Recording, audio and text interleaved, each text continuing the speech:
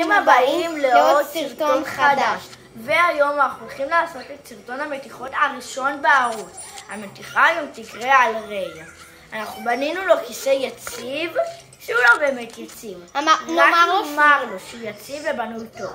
הכיסא הוא לא באמת יציב. בואו נראה לכם עם מה. נגיד לו שהוא בנוי מברזלים וכל זה. נחביא גם את המצלמה.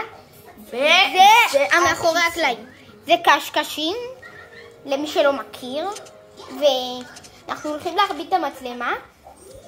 כנראה אני אלך להביא את ריי. דניאל יכין פה את הכל.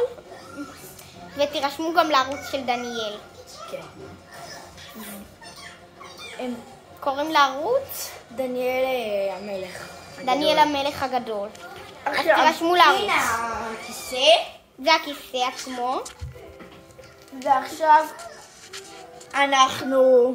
אנחנו מביאים את ריי, ובעוד שנייה נחזור.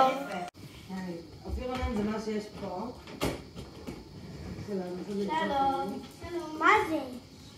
כיסא של אתה יכול להוריד את התיק ולהתיישב עליו. בדיוק אמרתי לו שהוא צריך לשמור על הגבס, כי כנראה עוד שבוע הוא מוריד אותו. נכון.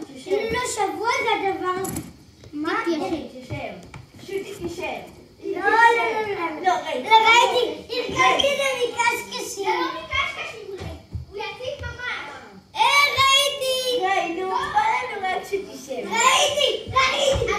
אפילו שהוא מקשקשים, שהוא מקשקשים, הוא חזק, כי אני ודניאל הצלחנו לשבת עליו. כן. לא באמת.